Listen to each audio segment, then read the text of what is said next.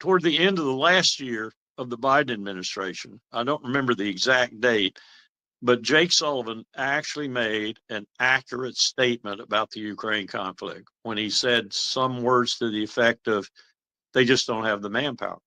They don't have the men. Bingo. Then why were you continuing the war? Unless you were prepared to put men on the battlefield, American troops, British troops, French troops, whatever, unless you were prepared to do that, why would you make that statement, which was perfectly accurate, and continue the war?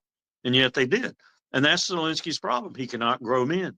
You just can't. The going in position for us is you have failed for 70 plus, since 1947, 48, you have failed. You, Israel, you, both sides, Hamas, Palestinian Authority, Israeli government, you have failed. You do not want peace. You want perpetual war. You want perpetual war. You lust for perpetual war. We don't like that. The region doesn't like that. The world doesn't like that. Let's stop. We're going to come in. We're going to vote in a constitution. You don't even have a constitution, you little pipsqueak. Neither one of you. We're going to have a constitution. Oh, guess what our constitution says? There has to be separation between church and state.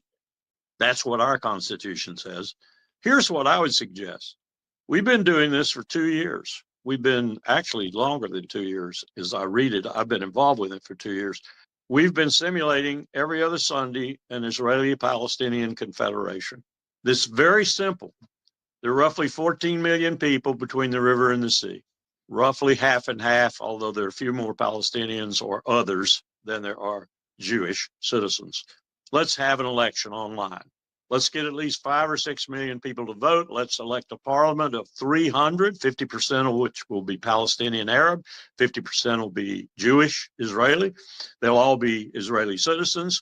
And that parliament will rule over the government of Israel and or whatever gets called the government of Palestine in the interim, and pass legislation that's aimed at peace, not at war, because these two governments are completely unacceptable in that vein. They do not want peace, either one of them. They want perpetual war, both of them.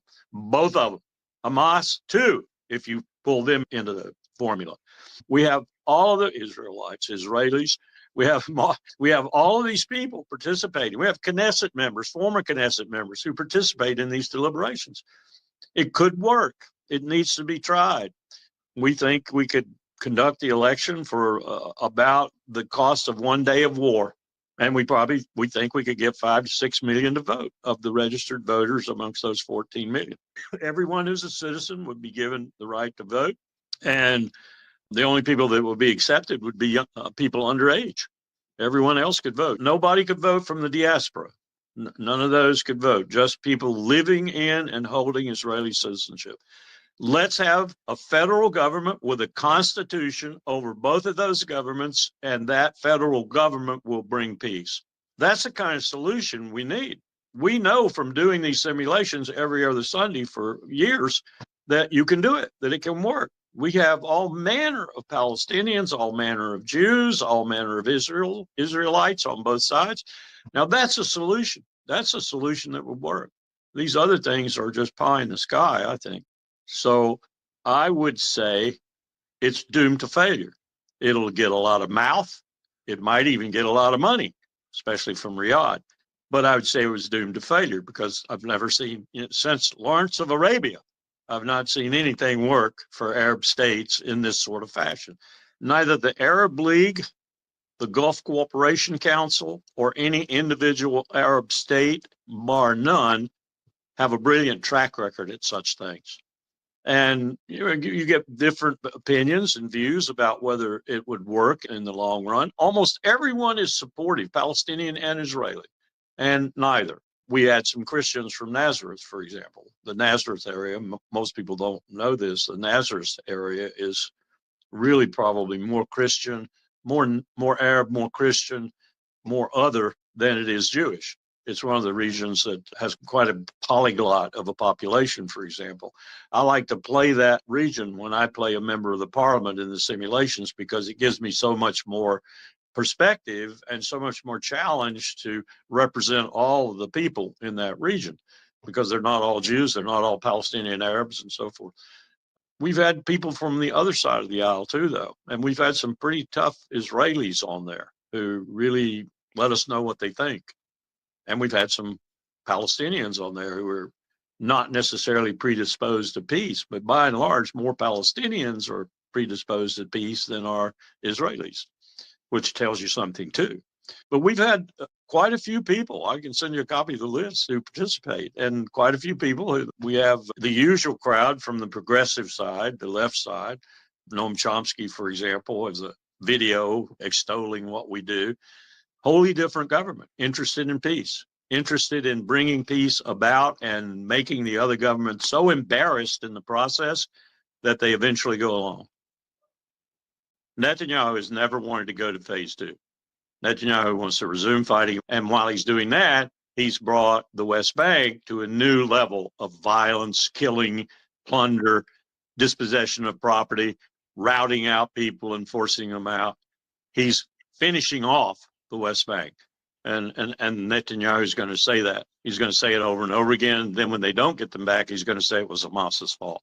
And oh, by the way, he's also now so deep into Syria that we have burbles in Damascus and words coming out of Damascus that might tell you that they might put their act together here pretty shortly and oppose Israel. You also have a gentleman up there in the northern part of Syria who's just concluded a pretty good deal with the leader of the Kurds that he's opposed to.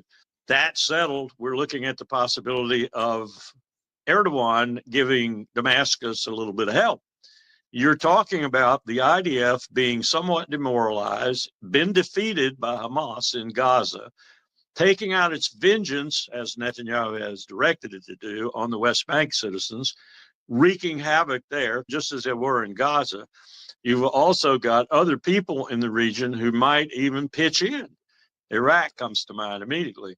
At the same time, you've got el-Sisi and you've got King Abdullah sitting on armored forces that might move at any moment.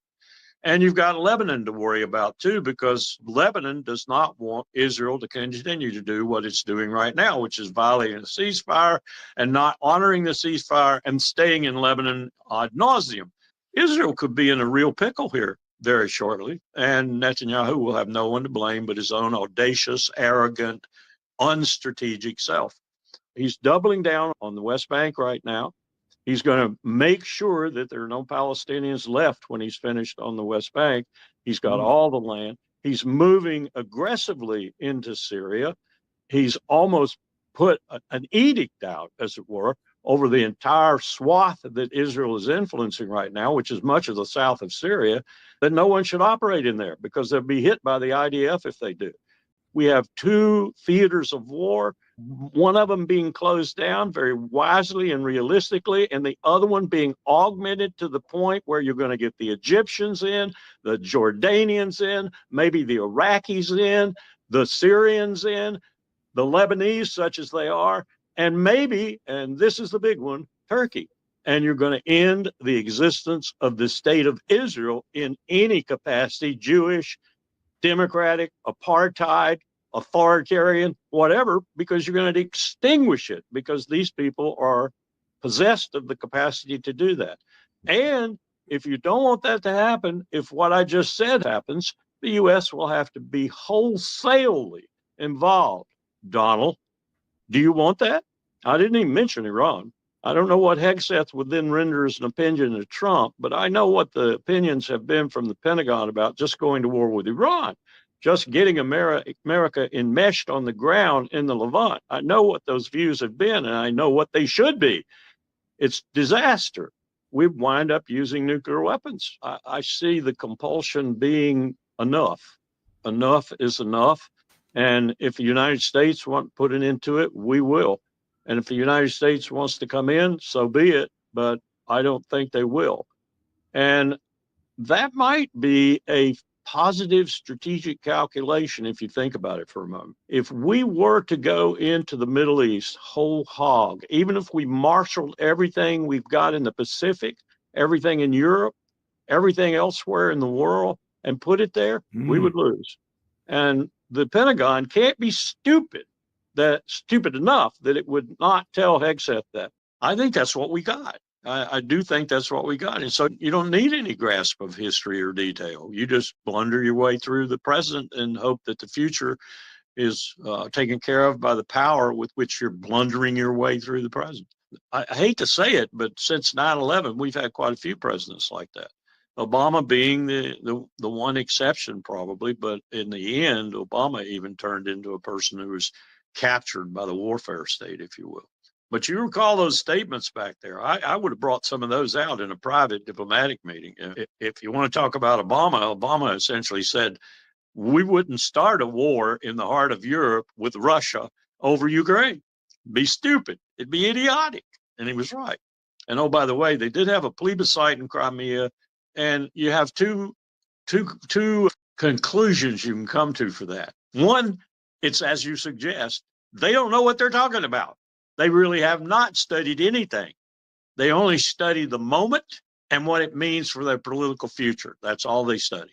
Or two, they did know it. And J.D. Vance gives me the impression that perhaps he does know a lot of the history and the detail, and they don't want to talk about it. They just simply want to start from the point where Donald Trump was elected president of the United States and go on from there. And they don't do the past. They don't do history. That's very typical of Americans. What we do is the immediate moment, and that's what we do all throughout the day. There are two possibilities there, though.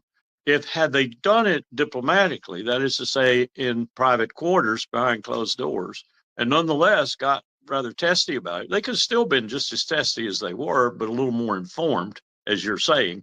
Had they done it that way, then it might have been very effective. It might have been extremely effective, and it might have got Zelensky to thinking about which direction he needed to go, even to the point where he would call elections and have a new leader put in place. I would, were I he. But it didn't happen that way. It's a very corporate attitude, too, if you think about it for a moment. Corporations don't look back on the past much either. When they do, they're rare. They simply make the decisions on a day-to-day basis. They look to the future sometimes, but mostly they look to the future for those stock gains and those stock options. They're not looking at it for the integrity of their country or the long-lived nature of their company, just the profit. I think Trump is somewhat of a genius at doing this sort of thing. I think he learned it from the television time he spent on the deal show and such, and he learned it in the real estate practice, especially the way he practices it. And that's what he was doing. That's exactly what he was doing. And he appealed, and I've said this before, I think it's true here too. He appealed to that element of the cult that follows him that he wanted to appeal to. His behavior was off-putting to some people. I'm a Republican. It was off-putting to some people in the party that he needs. And that's really not what he should be doing if he wants to maintain his administration and some kind of relevance with Republicans in the Congress and indeed Republicans in the country. And you could have gotten the same thing and you wouldn't have had the embarrassment and you wouldn't have had probably the almost instant European reaction to it, particularly by Macron and Starmer. You'd get the same thing ultimately, but you would get it without all the angst and all the poisoning of the air, which might come back to haunt us as we go on with negotiations. Much of that, if not all of it, could have happened in a private room where the public would not have been watching such egregious behavior on the part of both sides, really. I should say all actors, really. So I think it was very unartfully done. It shouldn't have been done that way. That's not the way one does diplomacy if one's doing it properly. And we just have to see what that is going to mean in terms of additional fallout that really didn't have to accrue to this process. I hope he wants to do that. I'm hearing more and more about putting people in place for a coup. I hope that's not what we're looking at. But if he is looking at a normal administration, he needs to keep as many of these people on his side as he possibly can, particularly when he's doing so many dramatically apparently anyway, Elon Musk in his hat and civilian clothes standing in a National Security Council meeting, for example, when he's doing things like that, just putting aside the normal routine, if you will, and putting aside the practice of national security decision making that we've known for so many years, he's got to be careful about how he does it because he's going to alienate some of the people he's going to need in the future for other things. First of all, I don't think Colin Powell would have been there in that administration for a lot of the reasons that he, in November of 1995, told the Republican Party that he wasn't going to be their presidential candidate. I think Colonel McGregor's right in that when he talks to that. I think Colonel McGregor's also right when he talks to the Trump straying from the true path. But I do think he's recognized that. I don't know how he did it intellectually. I don't know how he did it. I don't know how he interprets it and how he plans to put it in action. As I've said before, it's so mercurial right now that he's all over the map. But I do think he basically senses what Mearsheimer, what McGregor, or others would call a realistic national security and foreign policy, rather than this liberal internationalism, is what scholars call it, which is dead. It's dead, and it's dead mostly because neoconservatives in both parties put stakes in its heart.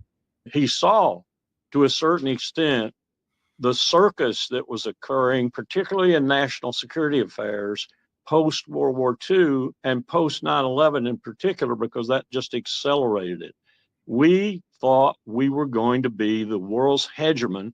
9/11 gave us a blow to that thought. We manufactured the post 9/11 actions to try and heal that blow. And we have been suffering from it ever since. We are not the world hegemon. We are so far from being the world hegemon, it makes me hurt when I think about it.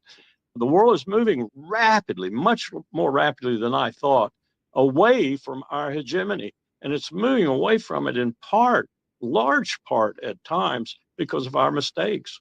People say, even Donald Trump says, oh, we spent $350 billion. Donald, look at the figures there. Probably at least 75% of that money came back to Lockheed Martin, Grumman, Northrop, you name it, defense contractor or other similar people.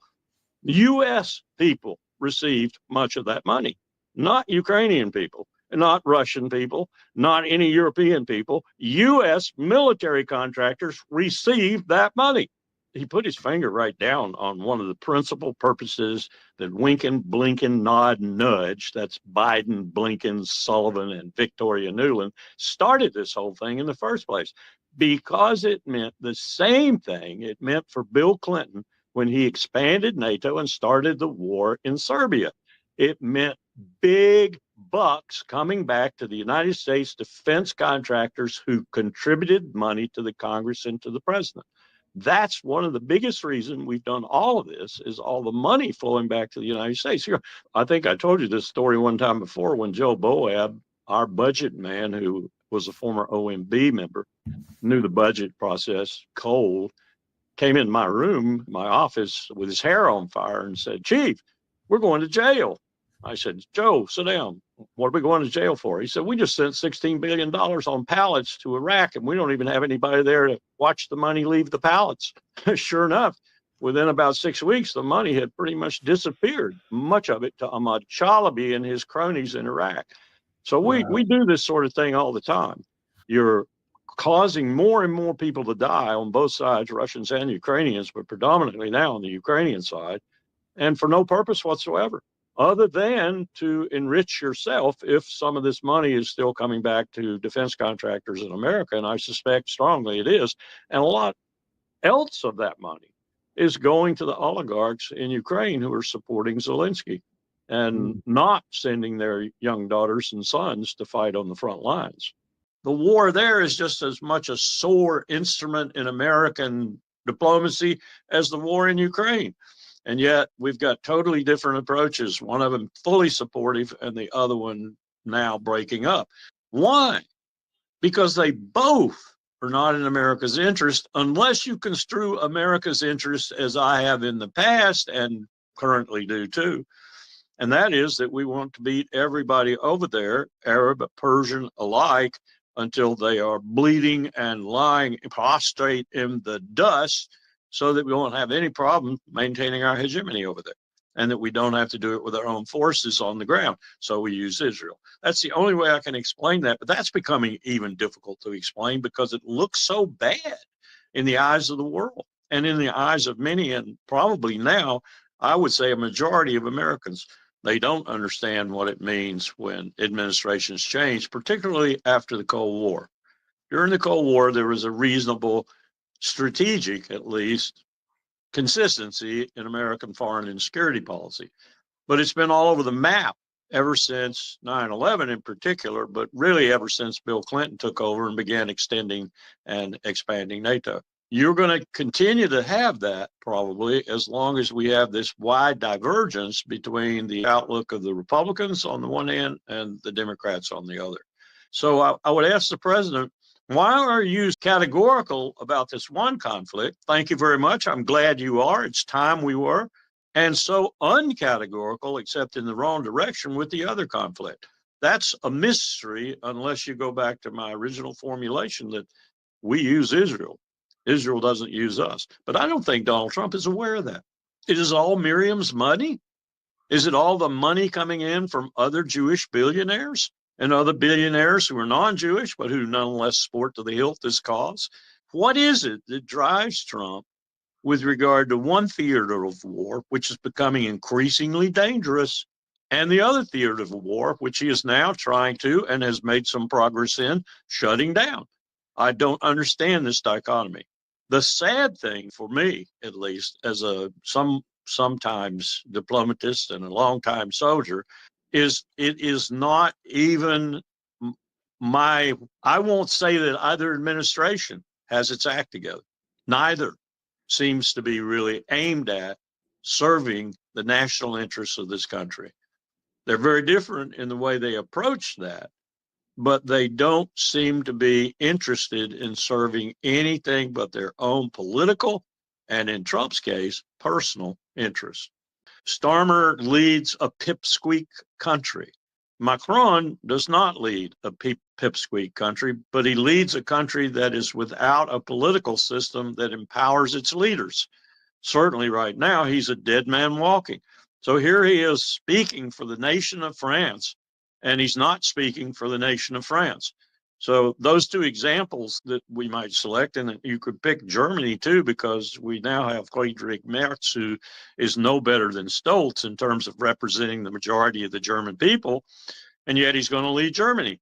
And he's probably going to lead it pretty much the same way Stolz did. So what we have in Europe right now, even in powerful countries like Germany, potentially powerful countries like France, and pipsqueaks like England, Britain, is bad leadership and terribly bad leadership. London thinks it's still running an empire, and it lusts after that empire. It's a pipsqueak on the world scene.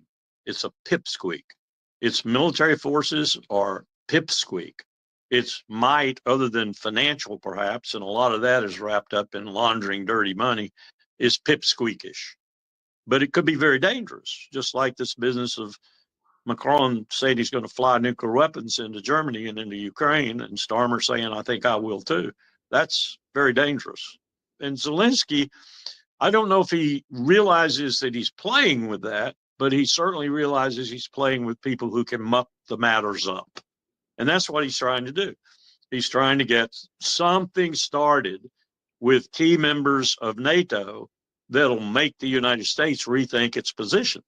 That's what he's trying to do. And I think he's in desperate straits in trying that, and I think he's going to fail.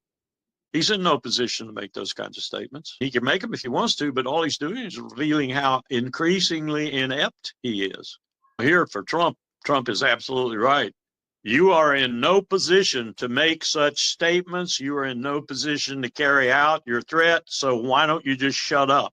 Toward the end of the last year of the Biden administration, I don't remember the exact date, but Jake Sullivan actually made an accurate statement about the Ukraine conflict when he said some words to the effect of, they just don't have the manpower. They don't have the men. Bingo. Then why were you continuing the war? Unless you were prepared to put men on the battlefield, American troops, British troops, French troops, whatever, unless you were prepared to do that, why? would you make that statement, which was perfectly accurate, and continue the war? And yet they did. And that's Zelensky's problem. He cannot grow men.